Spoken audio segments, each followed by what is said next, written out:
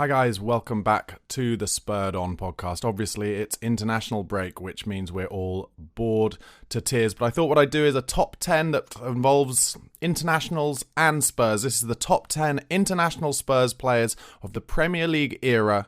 Caveat, non-English. So just players who have played for other countries around the world who've also played for Spurs in the Premier League era. For anyone who doesn't remember football before the Premier League era, that's from 1992 onwards. So, let's get started, shall we? Give this a little comment underneath if you think I'm wrong. I think there's lots of opportunities for me to have been wrong here. Firstly, because I've mainly got the stats from Wikipedia. And secondly, of course, it's totally subjective who your favourite international Spurs players have been over the last 35 years, 40 years or so. So let me know in the comments what you think. But I'm starting off at number 10. In fact, the beginning of this list is pretty Belgian orientated. Number 10 is Toby Alderweireld. Slick, back-haired, centre-half, mainly under the Pochettino era, and he was a Rolls-Royce of a defender. He played 236 times for Tottenham Hotspur, scoring 9 goals, some of them very important. Definitely scored in a North London derby, I remember that. And in terms of Belgium, he played 127 times, scoring 5 goals for them. He was, I think, one of our great defenders of the modern era. Really got it. Wasn't the quickest, but also wasn't slow. Was able to cover himself back and formed an unbelievable partnership with somebody who will be next on the appearance list and on the top 10 list. Super Jan Vertonghen, who comes in at number 9, 315 appearances for Spurs. He was there a bit longer, obviously, having arrived from Ajax before the Pochettino era. He scored 14 goals for the club, made 150 caps for Belgium, played 150 times. That's incredible, scoring 10 goals for them. Super Jan, he was a different player to Toby. Toby was a bit more hustle and bustle and a bit harder in the tackle. Jan Vertonghen was just laid back, elegant centre-half, a man after my own heart, really. That's how I like to play at centre-half too. Tall, rangy, still good in the air though, and just loved to get the ball down. In fact, he would be an incredible player for Big Ange's team right now.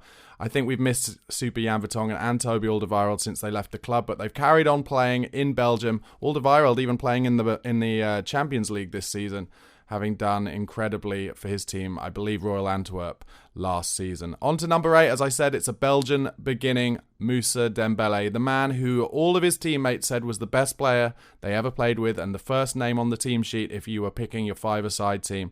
He played 249 times for Tottenham. He also came in a bit earlier than the Pochettino era.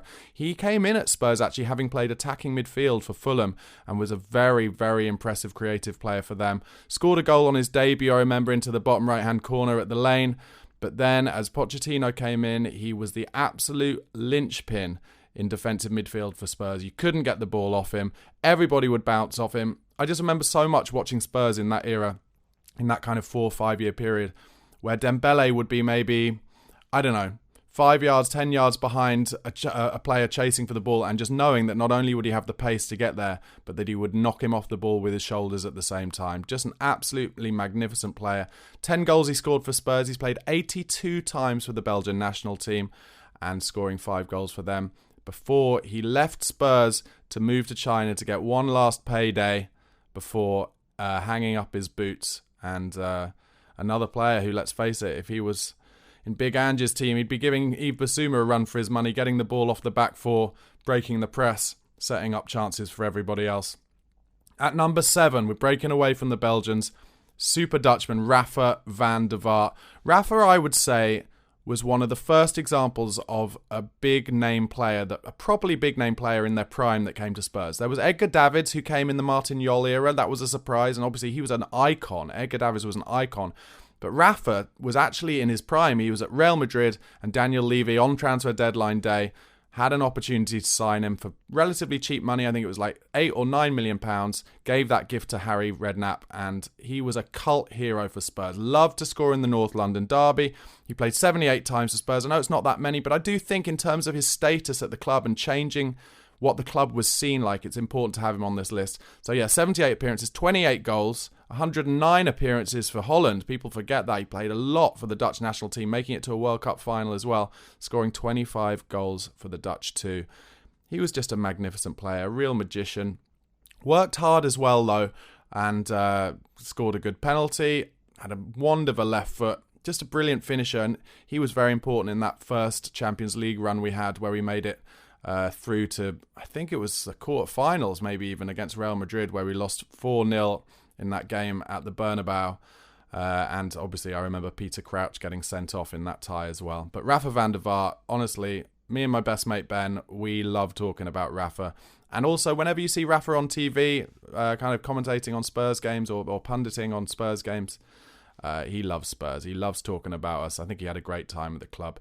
So he should forever be held in great esteem. Number 6, David Ginola, top player. For anyone younger than probably 25, 20, you're not going to remember a lot of Ginola. And if you haven't seen a lot of him, make sure you check him out. He was playing at Spurs during one of our most appalling eras under Christian Gross and George Graham. The football wasn't great, but Ginola was the one person you wanted to watch. Flowing locks, playing in one of our greatest kits of all time when Adidas were doing the kit. And he was just gracing the left wing, beating players for fun, won the Player of the Year award, not just Spurs', the Premier League Player of the Year award, voted for by the PFA. He played 127 times for Spurs, scored 22 goals, and then only actually played 17 times for the French national team, scoring 3 goals. And that was because he had a huge falling out with the then manager Gerard Houllier back in the qualification, I think, for the 1994 World Cup, when Houllier made Ginola the scapegoat for them failing to beat Bulgaria in a qualifying game. It knocked them out of their possibilities of getting to the tournament. And really, Ginola didn't get another opportunity, but he was a magnificent player for PSG. He was great up in Newcastle under Kevin Keegan during their kind of heyday of attacking teams. And then he came down to Spurs, and honestly, he set the lane alight. Every time he got the ball, the crowd were on their feet. And if you haven't checked him out, you really have to. Some of his goals were absolutely magnificent, including a kind of Ricky Villa-esque unbelievable run away at Barnsley, which I think was in the FA Cup back in the late 90s. At number 5, it's Jurgen Klinsmann. 1994, he came in. He had a meeting on the boat with then chairman Alan Sugar. It came out of the blue. He was one of the biggest names in football, known for his diving, but what a finisher. The reason everybody abused him because he was a diver was mainly because he was an unbelievable finisher as well. He came into Spurs when we were absolutely on the ropes. We had points deductions. We had a huge fine. We'd been suspended from being in the FA Cup because of financial irregularities. And Alan Sugar was in a world of pain, having kind of seen Terry Venables off, who was a fan favourite. And he kind of realised, I think, that he needed someone to come in who could make the fans kind of like him again. And that was Jurgen Klinsmann. He played 68 times for Spurs, scoring 38 goals, and 108 times for Germany, scoring 47 goals. A World Cup winner, a Euros winner. Unbelievable footballer. Check him out if you've not seen a lot of his stuff. At number 4, Gareth Bale. You might be surprised he's down at 4. But we've got some serious names coming in above him, although it might be controversial. We'll see what you think of my number 3. But Gareth Bale, 237 appearances for Spurs, 72 goals, 111 appearances for Wales, and 41 goals for his country. Tottenham made Gareth Bale. He's even saying that now that he's a semi-professional golfer, but that he looks out for Spurs' results more than anybody else's. He became a man at Tottenham. He turned up. He was a talent. He'd scored some great goals and free kicks for Wales. He'd done well at Southampton, but he was a rangy, thin boy. He had a bad start at Spurs, but then when Harry Redknapp moved him up from left back to a left kind of attacking midfield role, he had that game against Inter Milan, or the 2 games against Inter Milan away, where he scored a hat-trick in a 4-3 loss when we were 3-0 down at half-time. And then at home, the taxi for Mekong game. What a player. And his last season where he just scored goal after goal in the top corner. What a player. What a legend for Spurs. Obviously, he came back for that season under Mourinho. It's a shame Jose didn't give him the respect he deserved. But always, forever a hero at Tottenham Hotspur. My number 3, above Gareth Bale, I think this might be controversial, Christian Eriksen. 304 appearances for Spurs.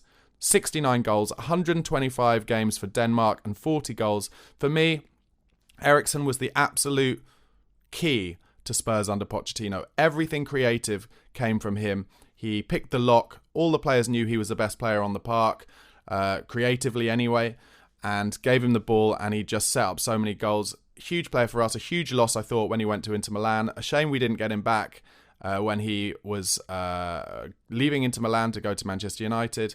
But I still like to watch him now for Manchester United. I don't think he gets enough game time there, to be totally honest. But what a player. At number 2, Ballon d'Or winner, Luka Modric. The player who, when he was at Spurs, I couldn't but help but love. He would just take the ball in the most obscene circumstances with players all over him. Didn't matter. He'd turn them. Even if he's on his own byline. Incredible. 159 appearances for Spurs, 17 goals, 170 appearances for Croatia and still going with 24 goals. World Cup finalist, as I said, Ballon d'Or winner.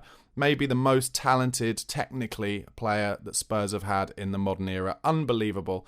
And finally, in my top 10 international Spurs players of the Premier League era, there's only one Sonny. HeungMin Son. 372 appearances so far, 145 goals, 114 appearances for South Korea, 38 goals. The guy is Tottenham through and through, especially now that Harry Kane has gone. He's the face of the club. He's brought so much money into the club through us having now such a huge South Korean fan base.